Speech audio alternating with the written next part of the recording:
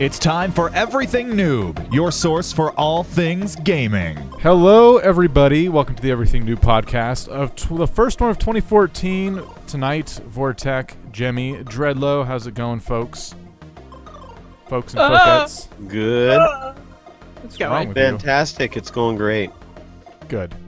So, yes, first show of 2014, and we have a whole bunch of stuff we want to cover.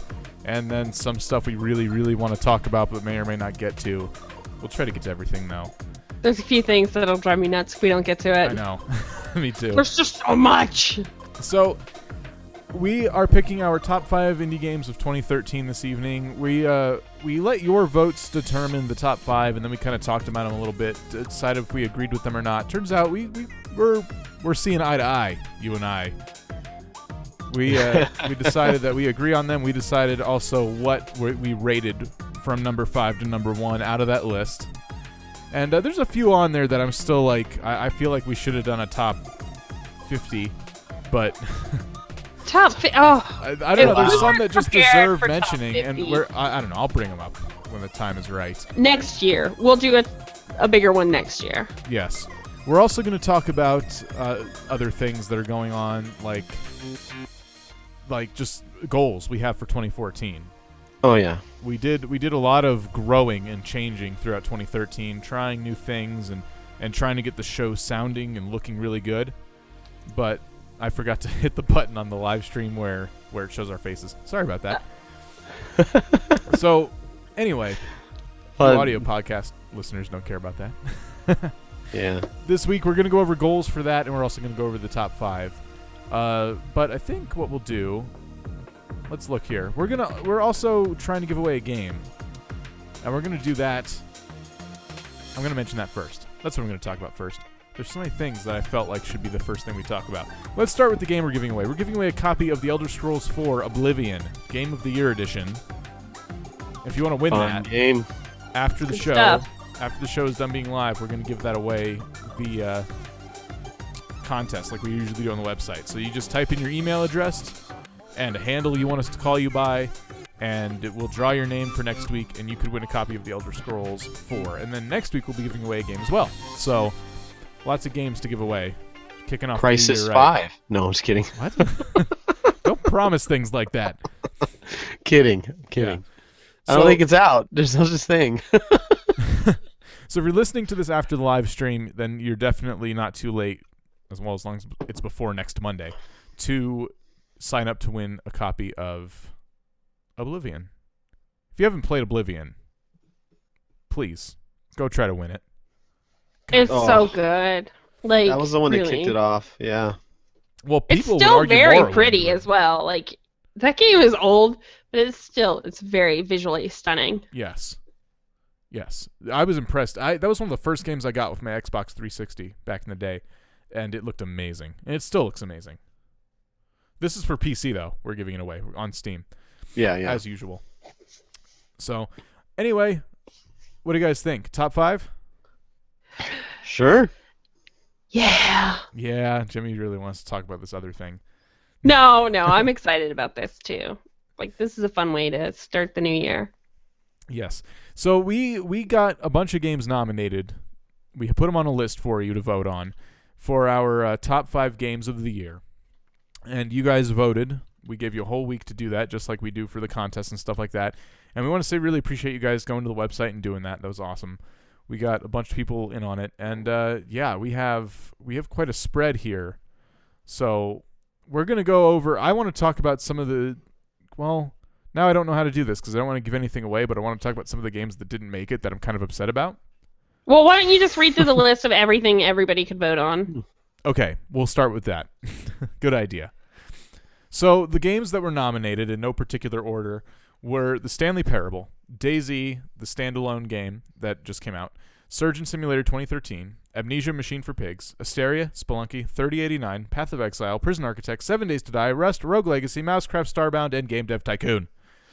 Could you say that faster? No. No. We need to work on your auctioneer voice. I know. Yeah. I can't even, I'm so out of it today that I can't even pretend to do one of those right now. I was going. Too much Age of took a breath, Empires. and I'm like, never mind. Too much Age of Empires. That's so good. It's so fun. It's so thrilling. It's still fun after all these years. Age of Empires. Yeah. God, yeah. We were all playing that last night. That was a lot of fun, and we're gonna talk about some more streams coming up with that game and more a little bit later in the show here. So I picked my top 5. I don't remember what they were because I just literally did the checkbox thing and voted with everyone else, and I didn't save did too. my picks. But I know for sure a couple of the games I picked that we recently learned about, but I felt like had like a lot of potential that I can't say. I can't say because that'll indicate they're not on the list. So now we should just go over the top 5. The I list suppose. first, and then talk afterwards. Yes, because I have an opinion on all these games anyway. So coming in at number 5 on our top 5 of 2013 is Rust. Rust got our number 5 spot for top indie games of 2013. Not the metal Rust, but No. the game. Literally, there's no good games. We preferred to watch cars rust over the years. Yeah. No. So Tetanus. That'll be next year's game. Rust: The Adventures of Tetanus. No, it's McGee. an expansion pack. You get from Rust. Anyhow, yes, Rust got our number 5 spot. I think it's pretty well deserved. It's pretty new. It's not finished yet. And they have a lot of server problems, unfortunately. Yeah, but I That's think like it's one of the deserving. biggest problems with it. They did get it on Steam, and they got the people buying it. So, Hey, you know what? I don't know. If any games that get themselves like through the greenlight process on Steam are deserving of mention. I mean, and this is just our top 5 that the viewers voted on, and we kind of talked about. This means nothing. These developers don't get contacted or win anything. This is just us, you know. yeah. But all those games like that, I think it's cool that they're, that's going to spell their success right there, because right out of the gate you get out a green light, and you're going to, you better produce an awesome game. And so far it is. It's basically you're stuck on a land with nothing. No clothes, no anything. You're naked. If you run into another player, it shows everything, which is kind of off-putting, but You just got a rock in your hand. yeah, you got a rock and you kill things and you cut down trees with it, and then you gather supplies and you craft up materials like any other sandbox game. But there's also it goes all the way up from like primitive crappy weapons to actual automatic rifles and stuff. But we did say that I remember in the past episode that those were actual placeholders, because they're not really going to have those weapons in, I don't think. I think they will. I bet they'll just be harder to craft. They're really Harder, easy to get right now. Yeah, or find. Yeah. So, I think it was deserved out of the top 5 that were voted on. It's pretty cool. Yeah, A that's good. lot of potential there. So, Jemmy, you have anything to say? You're just kind of... I didn't get a chance to play Rust. I only got to see you play it, and I want that game. But right now, with all the problems they have on the online servers, it's I think I'd rather just wait. Yeah. Yeah. Well, moving on to number 4, our 4th game of 2013 would have to be Game Dev Tycoon. I was actually surprised on how many votes that got. I'm not gonna lie. It's adorbs. It's a cool game. I didn't play it a whole lot. And then they had the pirated version. That's where they came out. That's how we found it. I think a lot of people found it that way, where it made news because they put out their own pirated version of it, and to see how many people would download it. And the problem with it, because it's about making video games, it's a game about making games, and the problem with it was you couldn't progress after a certain point if you got the pirated copy. So people were complaining that oh, my games are getting pirated and there's no way I can make money. Yeah, well, within maybe the you should've bought game, the game, and they're like, what?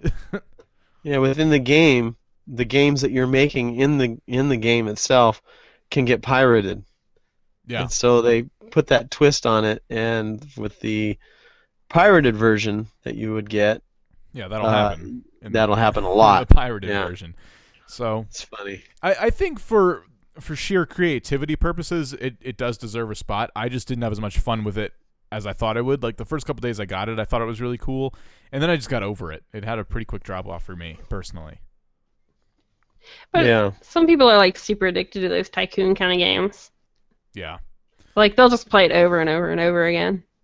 It was kind of neat. There's a lot of people who make videos of special, techniques and skill.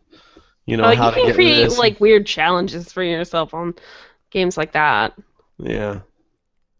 It's pretty good. Yeah. So, Game Dev Tycoon number 4. I mean, again, some of these I agree with, and some of them I would have put them in a different place. But given how many votes they got, it was kind of hard to ignore. So I'm gonna be the devil's advocate for a few of these, but don't mind me. The number 3 pick for our top 5 indie games of 2013, Surgeon Simulator 2013. And if you don't know what this game is, which it's not, it's pretty popular. Considering I think they only made it in 48 days? Was that was it the 48 hour? The original the original iteration was 48 hours. What could they do in 48 hours? Then they were like, let's expand on it and see what we can do with it in 48 days. And that's what. Now they've obviously added to the game because they added the Team Fortress 2 surgery and stuff like that. But yeah, the graphics are really good for a game that was. From what you're saying, it was made pretty quick. Yeah, and it's cool. You just control a hand. Sorry, I didn't mean to interrupt you. No, it was just it's goofy and it's very interesting and it's disgusting and yeah, it's hilarious. You use 2 hands to control one hand. Your mouse moves the arm around, and then your buttons on the keyboard control each individual finger. So you're trying to perform surgery, like open heart surgery, and you have all these one-handed. tools. Yeah, one-handed. You have all these tools under your hand, and you can just drop down, pick them up, and try to break open their rib cage and take out all the organs, and then put in the new heart. And that's how you win. You don't even put everything back together. You just drop the heart in. One thing that bothers me about this game, the guy is wearing a wristwatch, but he is not wearing a glove. Oh, yeah. Not even one of those cheap little, down to your wrist latex gloves. Now, in surgery, they have, longer ones. But he's not wearing any gloves. That's gross. It's crazy. And, they could have, textured that on there. They didn't have to, Maybe they make thought an of actual it thing. and went, nah. They should have. And, make it an item that if, you stretch your hands too much or you get too close to, a bladed object, it just, snaps off your hand and rips and shreds. I think they should have put a box of gloves nearby, but you can't put them on because you can't have the use of your other arm. So it would have just sat there. You could grab them and throw them around, but you couldn't get them on your hand. Yeah. Crazy. Anyway, that's the kind of game it is, though. It's a silly surgeon simulator game, and kind of like co-op in a way because you gotta use your different keys for each individual limb. Yeah, like co-op. That game is stupid. So you can definitely go check that out. That's our number 3 pick of 2013. Now, I have a huge problem with our number 2 pick. And I didn't get to go off on a tangent about this last week like I wanted to because I had finally played it. But it's still a good game. I still think it deserves a spot on our list. But it just... there's something about it that made me really angry. Our number 2 pick, I'm going to tell you. Our number 2 pick of 2013 was The Stanley Parable. I thought that game was so genius. Yeah, it's pretty neat. It's hilarious. I will give it that. It's really funny. It's basically in that game you're a guy and there's a narrator who kind of tells you what to do, and you can choose to follow the steps that he lays out before you, or you could go the opposite direction, quite literally, and he'll start ignore him. Yeah, ignore him, and he'll start getting frustrated with you, and he'll change the story, and it's funny and it's good. But my biggest problem with it was I paid $15 for a game that I felt didn't have enough. I felt like... So you think there should have been, more endings? Either more endings or a longer turn of events. So I played, you play through... If you listen to the narrator the whole time, you get through the game really quick, right? You get through the game quick. Yeah, I think it's 5 minutes for, the shortest route or something like that. Well, let's say... This is a little bit spoilery, but there's a lot of different endings, so get over it. If you go through the whole game and you make the one wrong choice at the very end that the narrator says, go through the door. This. If you make the last choice you make, if you make the wrong one, you are put in a position where everything's going to explode, and you need to run around and try to shut it off. And it gives you this hope, and it lays out this puzzle before you as if there's a way to turn it off. And you look at it, and you keep playing through it. Like, I got it, and I was playing it, and I'm trying to figure out this puzzle. And every time the level would end with me dying. And finally, I looked it up. I'm like, there's no way to solve this. I cannot comprehend a way to solve this. And turns out there is literally no way to solve it. They made it so it was just supposed to be stupid, which made me laugh. And then I thought, well, you know what? I've played through pretty much all the other endings now, and I feel like there should be more to this game. I feel like they could have gone somewhere with it and made it, kind of like Portal, where you start playing and there's this person, this ominous voice following you and mocking you the whole time, but you get to defeat her at the end. In this, there's no resolution. You're just that's it. That's the whole game. If I had paid $5 for this game, I would be totally fine. But it was a $15 game, and I don't feel like it was a game. I feel like it was a spoof on games, which I very much enjoyed. It's a spoof on like railroad tracking and stuff like that, and game development. Yes. It's got a deeper level, and that's why I was like just so in love with it, because I thought the writing was amazing, and then the deeper commentary was very intelligent and insightful. You've gone through all the endings? Almost. Me? Yeah. I'm wondering if there's... so you've gone through them all, so... because I always thought, well, if you do it the first time, it usually goes to the credits, huh? So you can't... If you finish it, it goes through credits. But, I mean, if you were to do it the first time, and then you do it then you do all the... You ignore them, and then you do it again... exactly the way he wants you to do it, is it still the same ending? Yeah, if you do it exactly the same each time, it's going to be the same ending. Oh. But there's there's a lot to see in it. Don't get me wrong. That's why I still feel like it's deserving. There is a lot to see. If you go down different pathways, there are certain ones that trigger a reset, and the game didn't really reset and stuff like that. So they have a lot of fun Easter eggs in the game. It's basically a game for people who love Easter eggs and not video games. Yeah, there is one Easter egg. Like I'm not going to mention it because it'll spoil it. But there is I don't want to spoil anything anything Easter else. Egg Basically, I won't spoil anything else because it's one of those games you really do have to play through and enjoy. But wait for it to go on sale. That's my advice, because even though it's clear they put a lot of work into it, I feel like they could have added a bigger story. They could have made it so I had something. I feel like that's... What? Say that again. I feel like that's fair. Okay. Like telling people to wait till it goes on sale. Yeah, I would wait till it goes on sale. I mean, they put in enough work for me to not feel totally bad about giving them $15. There's a lot to see. I just feel like there could have been a story to it, and you could have spoofed the game with still making it a game instead of really spoofing a game. Yeah. It still could have been a full video game by the end of the day. So that was why I was a little bit frustrated with it. Overall, still fun, still worth playing. Because it makes you laugh every time. It really does. It does. There's a lot of comical events in it. It's really good. Yeah. So what's our number one pick? Our number one pick came out of nowhere towards the end of the year, and I think that because of this game, it kind of beat out a lot of ones that I was playing similar to it, and it has a lot of potential. It could go really far. However, I'm not playing it right now. I haven't had the urge to play it in a while, but... It's still, it's one of those things that to me, like with all the votes it got and stuff, I'm like, well, obviously that one has to be our number one. You guys ready? Yes. Yeah. All right. Dun, dun, dun. Starbound. Starbound is our number one indie game of 2013.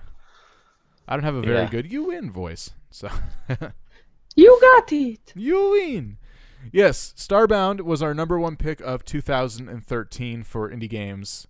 And it's a lot like games like Terraria, sandbox 2D style. It's side scroller, but you go through all of the planets and stuff instead of one planet. You can jump on a ship and fly around to other planets and mine and make houses there, and then go to another planet, and then your friends could be playing in another galaxy. It's cool. It's a really And there are certain resources you can't get on one planet that you can get on another, I think. Yeah. And you got they're working on it right now, and every time they do a really big update, since it's an alpha, they erase your save file, so you got to start all over again. So you can enjoy the new bosses they added and stuff like that. But it's a really, honestly, It's really good, and you guys should go check that out if you haven't already. It's on Steam. Another $15 game, but this is one that I feel like is more full. If you want my opinion on $15 games. Micro said he voted for GTA 5 as the best indie game of 2013. Oh yeah, that's what I was laughing at. Sorry about that. Sorry, GTA 5 didn't make it. Rockstar, so underground. Yeah. Any game that makes news every time it comes out shouldn't be on this list. That was on EA's list of indie games. Yeah. Was it really? No, I'm just kidding. I'm just saying, because EA had their little indie EA or whatever it was called. Now, here's why I'm bummed out. A few of these people have been on our show, like, devs and stuff. But one game that I feel like has a lot of potential that I did vote for, and a few people did vote for it, but it didn't quite make it, was 3089. That one, if you haven't played this yet, go look for 3089. It's actually about to get on Steam, too. They're only days away from being able to buy it on Steam. The same guy who made 3079 made it, so you might have seen that around. It looked like kind of like a Minecraft clone because it was made out of blocks and stuff. Yeah, so he took out the blocks. Yeah, 3089 isn't blocks. And you go through, like, you start off on this kind of randomly generated planet, which generates based on your name. So if you name your character Vortak, you could play on the same planet that I played on, which is kind of neat. And then weird. You go through, and there's quests to do, and the quests bring you to different areas of the map, and then you can, like, stumble upon a ship, and you can fly the ship around and go do ship battles and stuff in the little ship, and you can raise levels, and then the levels have skill points, and you put the skill points towards different things. You can go shopping. Yeah. Some of the NPCs in it. It's literally a sandbox RPG. That's the best way to describe it. Has a lot of potential. And so the whole thing those were all placeholders. The blocks and because even the actual NPCs looked funny. Yeah. Back before. He told me now, when I talked to him that he kept thinking of new ways to make the game, and so every time he added 10 years to the title. So I think he started at 3059 and went from there. Yeah, and I think I played the original. Yeah, 3089 is the most recent installment, but he says he's going to keep working on it. He likes where it's going, so Fruit is going to keep working on it and improving it from there. And another game that we were into, we had him on the show, and it is a really cool game. I voted for this one too because I had a lot of fun playing it. It's Asteria. It's another game a lot like Terraria, but it has more guns, and it's a lot different. There's a lot more resources and things to mine, and it's more about there's bosses and stuff. There's an end game. It's more about exploring than it is building, I would think. But there is a lot of building things you can do, and what's really cool, can't go any further until you've accomplished that boss battle, because you get a certain. It's like a key to a portal or whatever. Exactly. Yeah. And what's really cool is then when you beat the game, there's a level editor, and you can make a whole world from scratch with this God mode level editor they put in the game. He actually let Dreadlow and I mess with it after the show when we had him on the show, and it was really cool. For like adventure mode? Well, no, you get all the tools that they use to create the game, and then you can create your own game with it. You can put monsters where you want them. You can put your bosses. That's what I meant. Like, you create... It's like mods for Minecraft or adventure mods. You just create, like... It's the adventure mode of that game. Oh, yeah, I guess. But you're this creative mode. Whereas, like, if you're in creative mode in Minecraft, you could place monsters and stuff. You can place zombies or whatever where you want. But this one here is like you're creating a whole map with all the...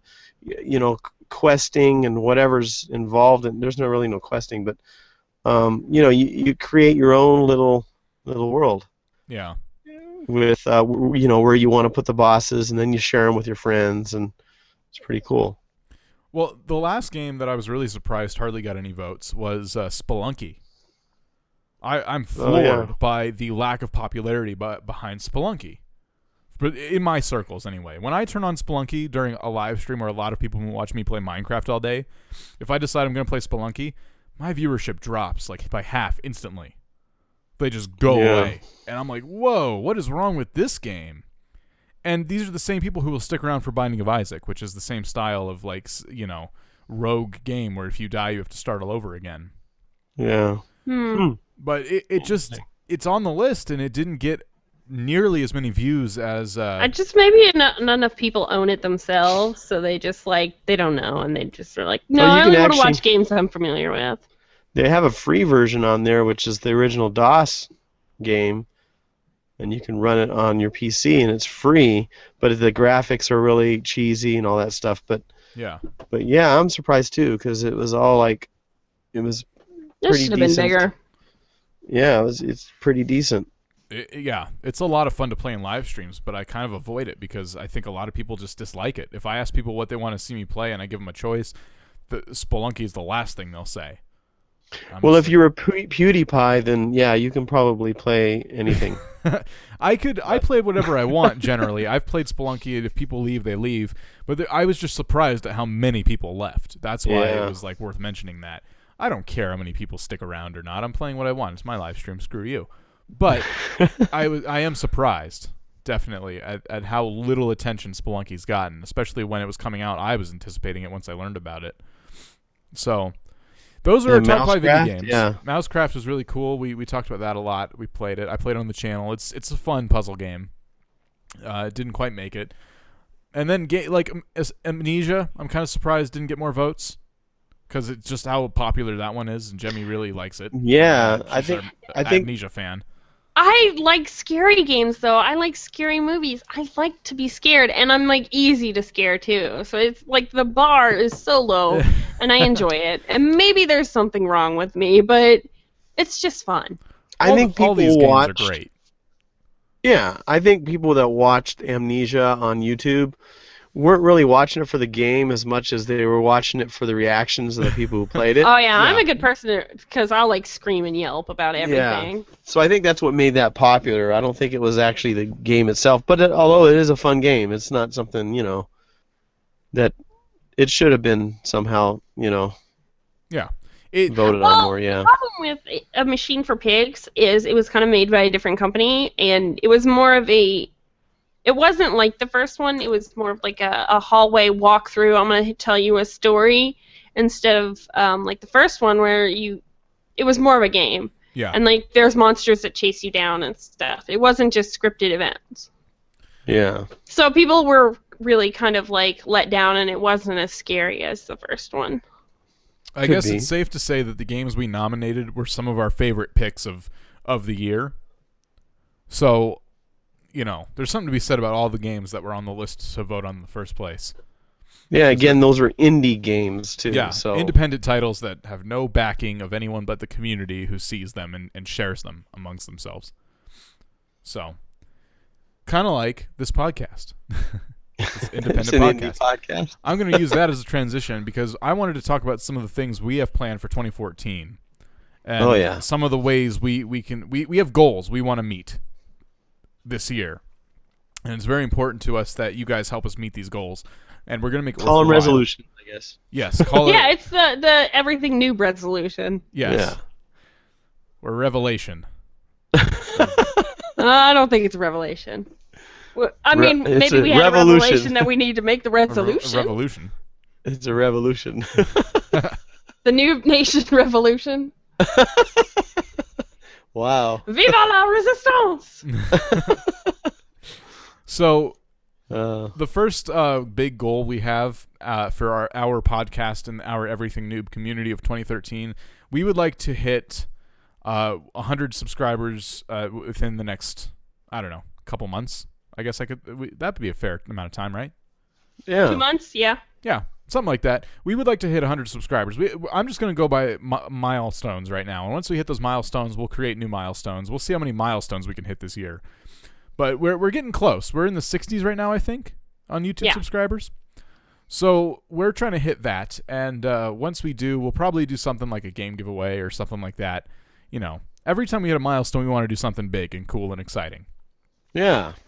And that one's kind of ill thought out right now. But once we hit 100 subscribers on YouTube, I would expect some kind of giveaway or some way to give back and say thank you. We could do an extra skit of First Street, just a bonus episode.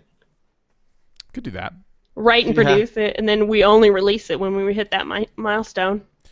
We'll make it an hour long. Oh my God! No. Shut up. No. No, because the whole season's only like an hour long. I have trouble editing those 5-minute episodes sometimes. That would be awesome. Yeah, but the entire season's probably not even an hour. First Street, the movie, in theaters now. Yeah. Digitally re-enhanced. Yeah. So that's our first goal. That's the one we're closest to right now to hitting. Okay. And it won't take much for us to reach that goal. When we do, something cool will happen. The goal that we've kind of thought out a little bit more, though, is our 1,000 Twitch follower goal, which is a little more bold than the 100 subscriber YouTube one. And that's because that one's going to end with a huge game giveaway.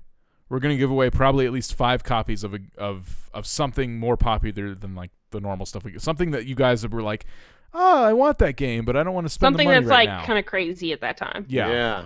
And I'm not going to say it yet because there's a lot that's out there right now and we haven't decided.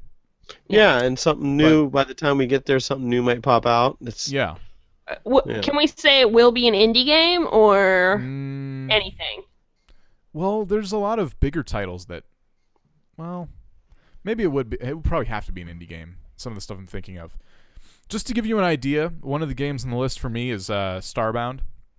I'd like to give away a couple copies of that. I'd like to give away a couple copies of Spelunky.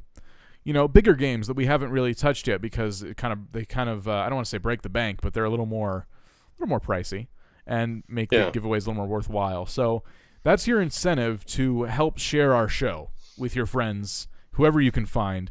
Once we hit 1,000 followers on Twitch, we're going to give away 5 pretty decent titles. And we're also going to do another 24-hour stream like we did last time with, rotating through all 3 of us. Mm-hmm. Woo! So that's our big goal for Twitch. 1,000 Twitch followers is like what we'd like to hit. And if you guys want to help us make this easier, there is one thing you can do that no one's really done for us. It'll only take like 1, maybe 2 minutes if you're slow. Yes, seriously. It takes no time at all, and I'm going to link it for you guys here in a second that are in the chat right now, because even while you're watching the show, you could take 2 seconds to do this for us, and especially if you already have an account. We are on iTunes, and people are finding us on iTunes, which is awesome, but the way iTunes works is if it's not good key tags, it's not good descriptions like YouTube. It's all about ratings, unfortunately. You have to have some sort of rating for people to find you on iTunes. And our iTunes rating is super low, not because people don't like the show, it's because people don't rate the show. I think we have like 1 or 2 ratings total right now. Yeah. So if you guys took the 2 seconds to rate our show, you could really, really push us towards our other goals very quickly, because the iTunes listeners will find out we do a live show, and the iTunes listeners will find out we have Machinima series on Everything Noob's YouTube channel, and we're going to hit these goals faster. We're going to have more game giveaways, and it's all going to snowball. So we are asking you, as our loyal Noob Nation listeners, to help us out. And at the very least, please go rate us on iTunes. If you're one of those people who has a Twitter account with 1 follower, and it's your mom, and you know she doesn't care about our show, and you're like, well, I don't know how to help them. I only have 1 Twitter follower, and it's my mom, and she hates me. Then all you need to do is rate us on iTunes, and a whole bunch of strangers will be sharing the show instead of like your mom who hates you. Yeah. That's only one scenario. There's plenty of moms who love their kids too. My mom's not on Twitter. She's on my Facebook, but not my Twitter. So I just linked. It's a Bitly link, but that's our iTunes page. So if you have an iTunes account, just go hit the little star buttons there. I won't even tell you to hit 5-star. You can hit whatever amount of stars you feel like we deserve. Yeah, it'd be fair. I mean, yeah. If you could leave a comment about like critical, or just say, "Hey, I really like what you got going on," we'd appreciate that too. Yeah. So we don't do a whole lot of self-promotion. Like we don't want to shove the show in people's face. We don't want to like shove it down our viewers' throats. Like, oh, promote us. But we're starting to realize, well, we want to hit these goals, and we want to give back by after we hit these goals, and networking is the best way to get the word out. So we figured we would take the first show of 2014 to tell you guys we have goals for 2014, and if you want to help us hit them, that's how you can do it. And of course, everythingnoob.com. If you don't know where our links are to things, if you watch us on Twitch and go, there. They have a YouTube channel, I don't know how to find it. Go to everythingnoob.com, or just scroll down if you're watching the live stream. All the links are there too. So Yep. Everything Noob, Noob. We didn't spell it like, properly. It's Noob. Sometimes when I tell people about it, I say, yeah, check out our channel, everythingnoob.com, and they go, everything new? No, noob. Yeah. N-O-O-B. Your friends need So to be now hip. I need to now I make it clear. I say everything noob, Noob.com. It's that Arizonian accent. The Arizonian accent. Oh my gosh. So that was that's my spiel. We would like your help. If you can help us, yes, please. And we want to grow so we can make the show better for you. Exactly. Why don't we get to some of these topics that are driving us all nuts right now? I know, I'm so excited. The first one I want to get to is the one that isn't driving Jemmy nuts right now. I know. Because I figured. I like screwing around and pissing her off. You toy with my emotions. So, up and down and up and down. Big change came to Twitch TV recently. Speaking of Twitch, if you don't know what Twitch TV is, I feel sorry for you. But yeah, if you're someone who likes to watch people play video games live, maybe because you want to buy the games or you're looking for someone entertaining, maybe you like watching YouTube Let's Plays, but you want a better source of interaction, Twitch TV is where people go. Really awesome site. It's the one we use to stream this podcast. And you can interact with the person who is broadcasting as well, which is nice because of the chat. There's a live chat, and you can sit there just like our viewers are right now and talk amongst yourselves or talk to the casters, and if the casters are paying attention, they can talk back to you, and it's a really cool community. But they made one big fatal change to their systems recently, and it's driving everyone up the wall. And I don't like reiterating things that I feel like... You know how a lot of people watch our show and they also watch some of our friends, like Wolf21, for example? Yeah. A lot of our viewers know who he is. So I wouldn't normally like reiterating things he says, but this is one of those times where I feel like the more people who are talking about it, the more chance we have of something getting done. But we all saw the video. He made a video highlight on one of his live streams recently about his thoughts on the buffering. And we'll probably link it in the show notes if you want to go check that out. I would recommend. So he explains it pretty well on what exactly is going on. But in short, the streams buffer now if the connection is slow. Instead of being live, now there's a delay because you're watching and all of a sudden the internet cuts out on my end or your end, depending on whose internet is worse, the caster or the viewer, and now you're behind. But it's happening to nearly everybody. So a lot of people think that Twitch is trying to say we've added buffering for a better experience, and a lot of people are now thinking, oh no, they just added at least a 30-second delay to every stream. At least. Well, the thing is, over the years, they've been trying really hard to basically, anytime you stream something where it was like instant. Like, as soon as while we're streaming right now, there's no delay. It's just instant, just like communication on a phone or whatever. And that's been kind of the goal of any streaming technology, I would imagine. And for them to go backwards and make it a longer delay with this buffering and everything else, it just kind of defeats the purpose of trying to meet that internet goal of instant streaming. Yeah. Well, so I don't know. My thoughts are they're trying to cater again to the tablet mobile audience. And then also, I think they're also trying to get away with audience interaction from the broadcaster. I think they want to fish out a lot of the Let's Players and bring in more like networks and shows and things like that, and push out the Let's Players who interact with the chat room. But that's what Justin TV was all about. They made Twitch specifically for gamers, I thought. I don't know. I might be wrong. They made Twitch for gamers, but I mean, she has a point. I don't know if I agree or not just yet because they haven't said they're trying to do that.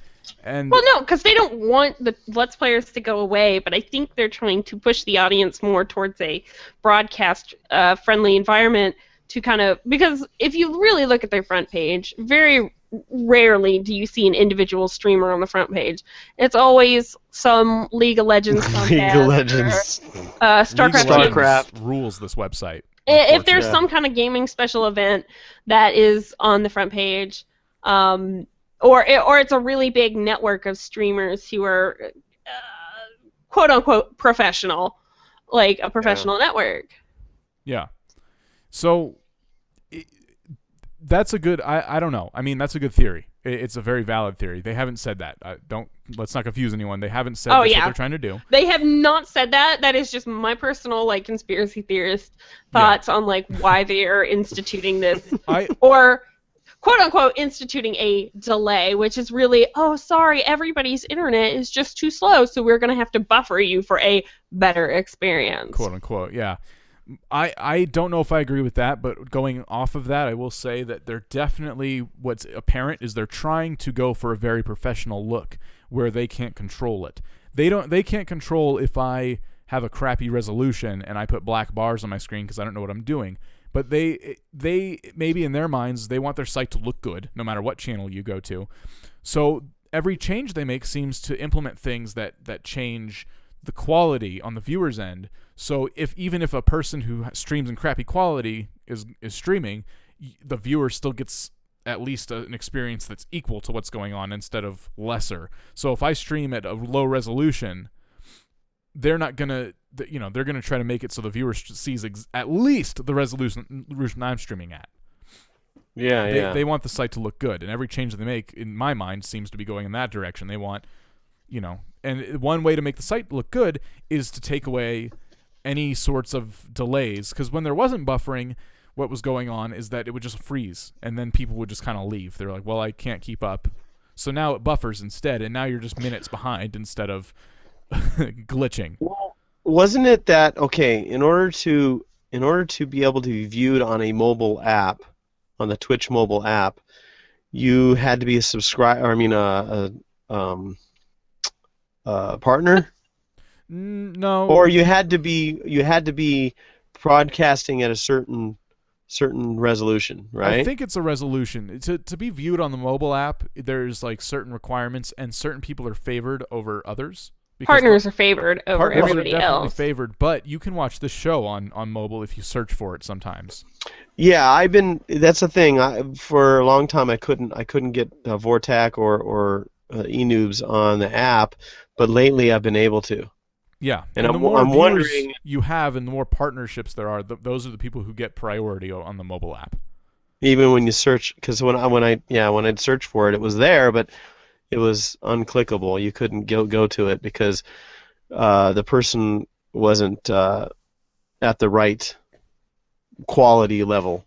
So what I'm saying is maybe perhaps this move, like Jimmy said, was so that they could end that whole, well, you have to be at a certain quality level in order for you to be viewed on because they want everybody to be viewed on the app, I would imagine. I don't think they'd want to hinder anybody.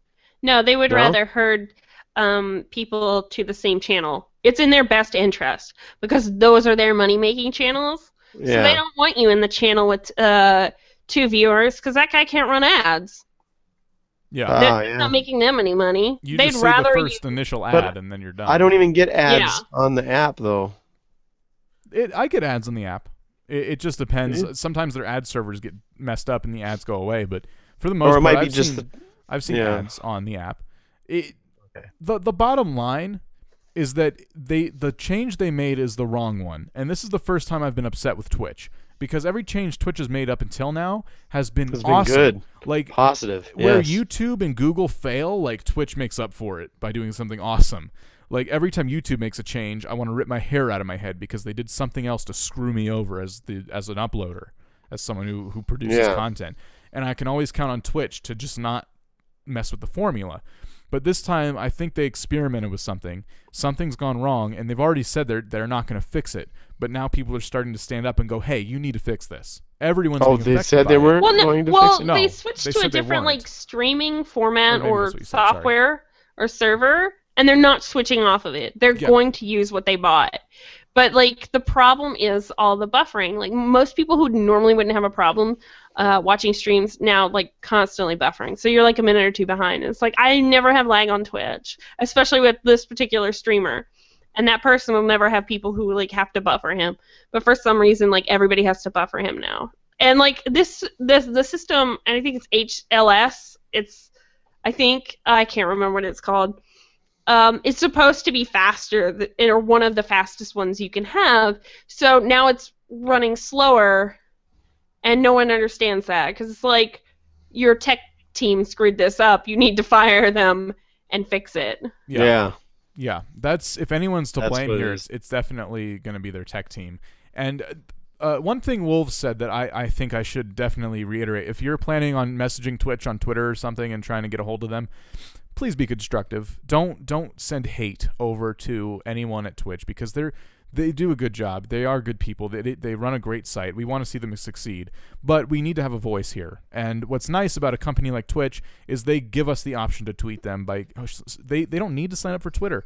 They don't need to give us an email address to contact them by. They could be they can be shutouts, and we could just have to deal with what they do. But instead, they've taken our feedback. Sometimes they release polls, and they're nice enough to do that. So we need to use them constructively. So I'm trying to help spread the word that Wolf is trying to spread, and all these other streamers are trying to spread. If you are someone who is a Twitch viewer or streamer, it is your responsibility, as it is mine, to tell people to do something about it. It's not going to go away unless people stand up and talk, and that's all they got to do. I don't like this. Be polite.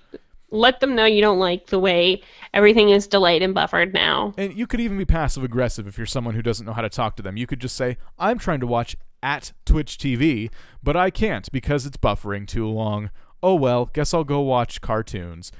I mean, it's stuff like that they're going to see. Someone at Twitch sees that, and they go, you know what, this is becoming more of a problem. More and more people are talking about this. Maybe we should look into it before someone discovers a new streaming website to go to. Like, and Wolf said, there's other options. There are other options and other places for us to bring our content. We don't want to do that though, because we like the Twitch platform, and I completely agree with that statement. We do. This is an amazing platform. They favor gamers, and that's what we are. Yeah.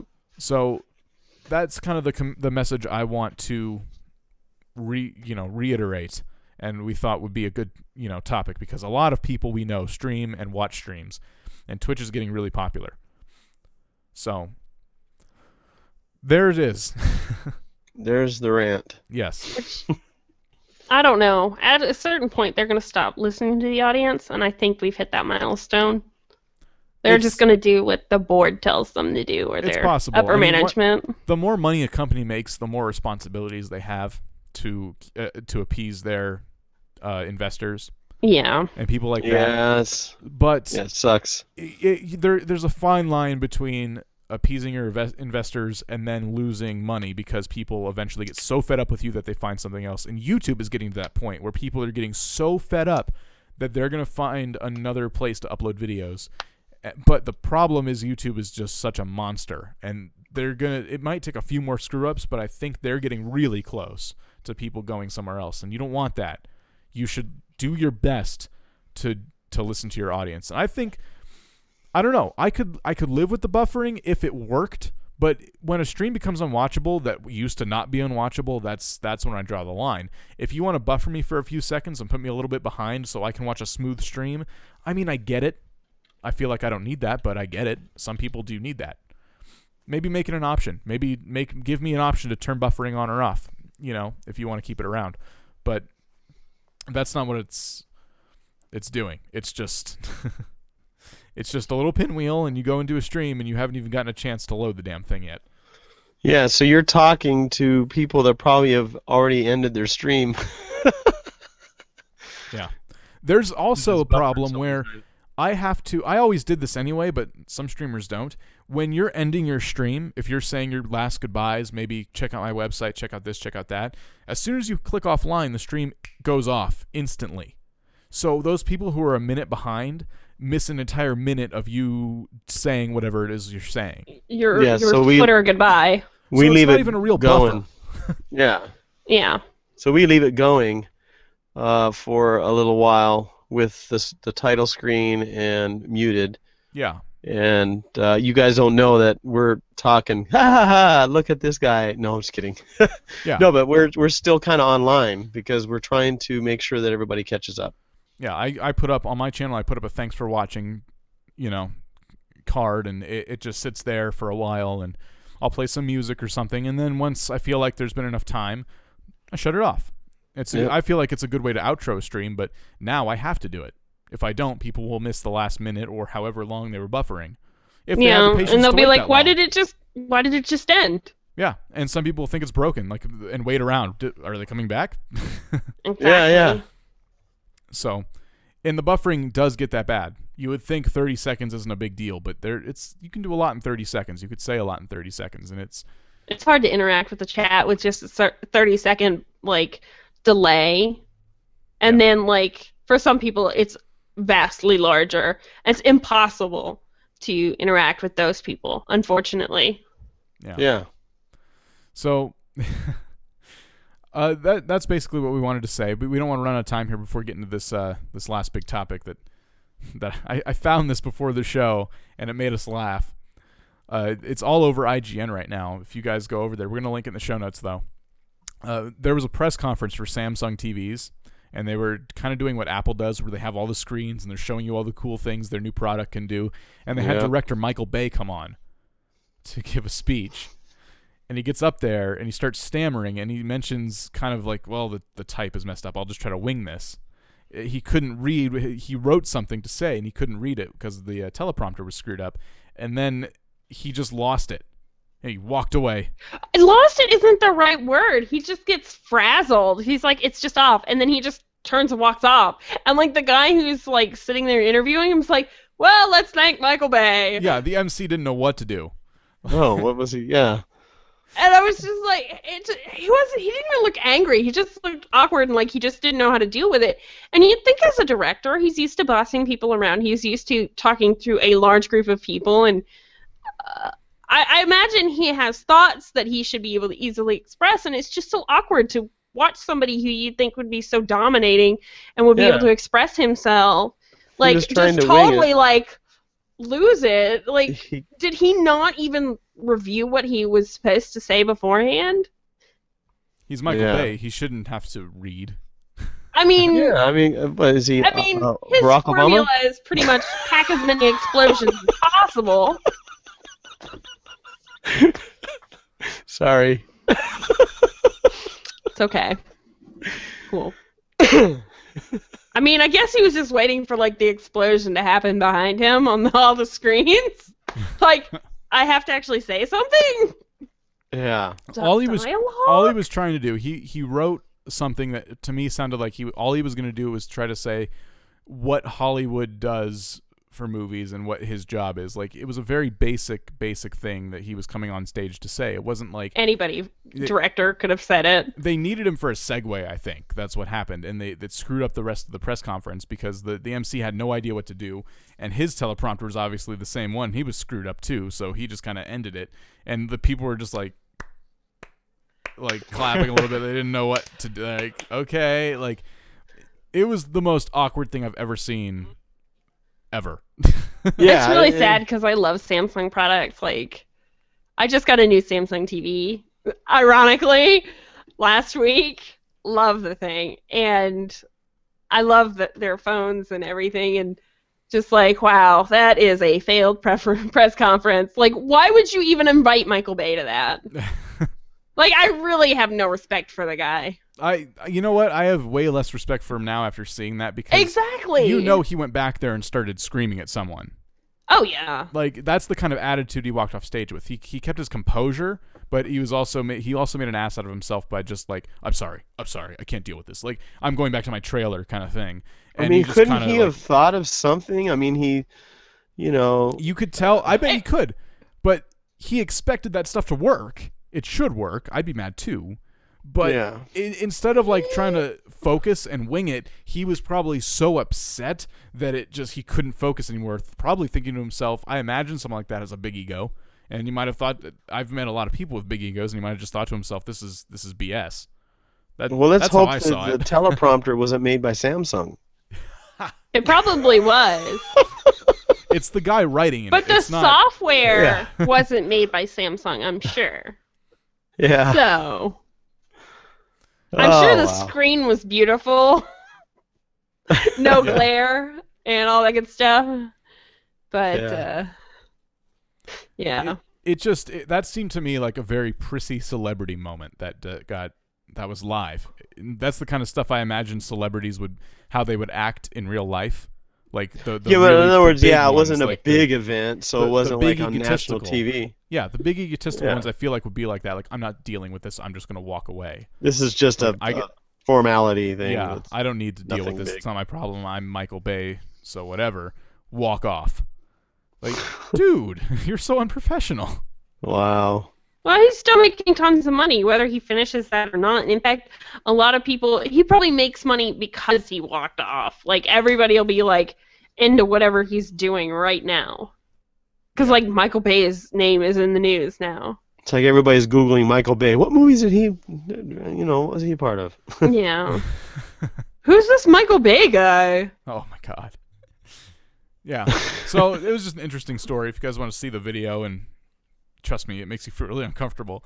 It's like 2 minutes, so, like, watch that while you review the podcast. Yeah. You almost feel sorry for the guy. I mean, I feel bad that something like that, we have all this technology, and then basic stuff like that is the stuff that doesn't work. Like, some guy doesn't type something right, or the software crashes and it doesn't work. It's like, oh God, this is like annoying. That feels like every week before the show, though. Like, we have so many technical difficulties, and it's just dumb stuff every time. Yeah, every single time. But the show must go on. I can't do this. I'm sorry. Well, Lito has left the building. Sorry, Dreadlow. I keep forgetting he's changed his handle. The teleprompter, it's spelled wrong. What? We have an opening now on the show. Do we? Yeah, people are just walking off left and right. Oh, yeah. I guess we are looking for that third wheel here. So, anyway, that was our story. There's one more. We could probably mention this really quick, but we got to wrap up here. Going on right now on IGN, another IGN story. Nintendo is going to be owing a lot of money to some company who made, like, the 3D camera element in the 3DS. Apparently, Nintendo stole that. That was patented. And wasn't theirs to use. Tomita Technologies. Yes. Great news. Yes. I wanted to mention that because I'm happy, because Nintendo's causing all this grief for YouTubers right now who make videos on their product. And I love Nintendo and I love their games, but to take away the ability to stream or do videos on their games, it's just stupid and selfish. So I'm kind of like, good, karma. So they owe millions of dollars in damages to this company, and now I think they get like a percentage of every 3DS that sells. Yeah, they not only do they have to pay like all these damages, now there's royalties to pay back too. Now, you think this is going to cause the 3DS to go up? I imagine that is going to cause them to push into the next handheld that contains no 3D technology. Right.